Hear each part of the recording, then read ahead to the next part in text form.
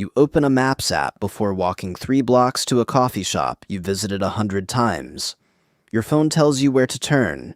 It tells you how long the walk will take. It tells you exactly where you are on Earth, down to a few meters. And somewhere along the way, you stop noticing the world around you. But here's the strange part. For most of human history, people crossed oceans, deserts, and entire continents without a single map. No satellites, no compasses, in most cases, no written directions of any kind, and yet they rarely got lost. That should feel impossible. Today, plenty of people struggle to find their car in a parking lot.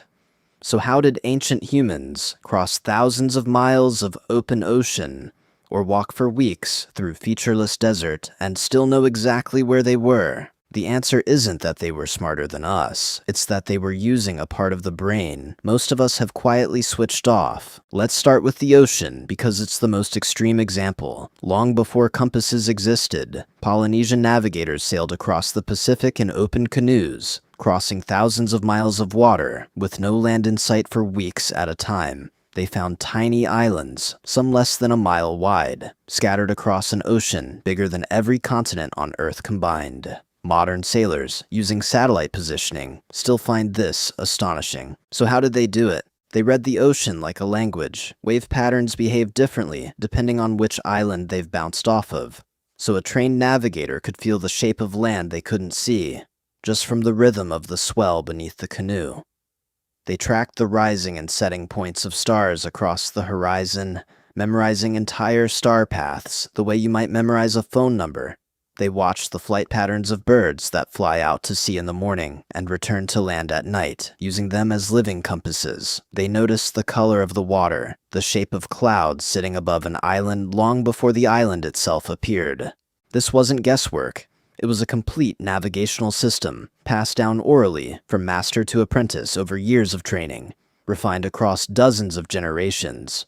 A navigator named Mau Piailug, one of the last people trained in this traditional method, helped revive it in the 20th century by guiding a voyaging canoe from Hawaii to Tahiti using nothing but these techniques. No instruments. He got there.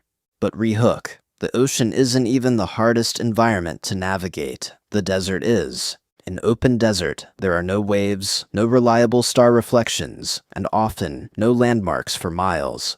And yet, Bedouin trackers and sand hunters of the Kalahari could cross vast stretches of sand and scrubland with precision that still puzzles researchers today. They read the desert through details most of us would never think to look for. The angle a plant leans tells you which direction the prevailing wind blows, which tells you which direction you're facing. The way sand ripples reveals the wind's history over weeks. Even the placement of a single displaced pebble can tell an expert tracker which direction an animal, or a person, walked hours earlier. This is where something interesting happens. What looks like magic is actually just attention. Extreme, trained, generational attention to details the environment offers for free. Which raises the real question, why can't most of us do this anymore? The answer lives inside your brain, in a part called the hippocampus. In the 1970s, a researcher named John O'Keefe discovered that certain cells inside the hippocampus fire only when an animal is in a specific location, essentially creating an internal map of space. Decades later, researchers May-Britt Moser and Edvard Moser found another set of cells nearby that fire in a repeating grid pattern, functioning like an internal coordinate system, tracking distance and direction as you move. Together, this earned them a Nobel Prize, because what they'd found wasn't a small detail. They'd found the brain's built-in GPS. Here's the part that should stop you. This system isn't fixed. It grows or shrinks depending on how much you use it. Studies on London taxi drivers who spend years memorizing the city's tangled streets without GPS found that the spatial memory region of their hippocampus was physically larger than average, and it kept growing the longer they worked. The brain was rebuilding itself around the skill. Which means the opposite is also true. When you stop practicing spatial awareness, that part of the brain doesn't just sit there unused. It quietly shrinks. Some researchers now believe that heavy reliance on turn-by-turn navigation may be weakening this ability across entire generations because the brain, like a muscle, adapts to what it's actually asked to do. If a device tells you every turn, Your hippocampus never has to build the internal map at all. So ancient humans weren't operating with different brains. They were operating with the same brain you have, fully switched on because their survival depended on it. Getting lost in the desert wasn't an inconvenience. It could be the difference between finding water and not finding it. That pressure kept the internal compass sharp, generation after generation. And this is where the deeper pattern reveals itself. Every skill this ancient navigation depended on, reading wind, reading stars, reading terrain, reading subtle signs almost invisible to an untrained eye, required one thing above everything else: attention. Sustained, patient, uninterrupted attention to the world outside your own head.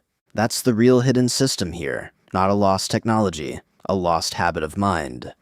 Modern life has quietly replaced that habit. Every direction is given to you before you have to notice anything yourself. Every uncertainty gets resolved instantly by a screen. It's convenient, and in most situations, it's genuinely useful. But convenience has a cost that rarely gets talked about. The less your brain has to build the map itself, the less capable it becomes of building maps at all. Not just for physical space, but for the kind of situational awareness that helped humans notice danger, opportunity, and change in their environment long before instruments could measure any of it. Which brings us to the final realization. Ancient humans didn't need less technology because they were less advanced. They needed less technology because they were more awake to their surroundings than we typically are today. Their navigation systems weren't external tools they carried with them. Their navigation system was a trained mind, built over years, sharpened by necessity, and passed down because it worked. You still carry the same biological hardware they had. The hippocampus in your skull right now is capable of building the same kind of internal map a Polynesian navigator or a Kalahari tracker once relied on to survive. It's simply been left idle. The world hasn't gotten harder to navigate. We've just stopped practicing how to see it.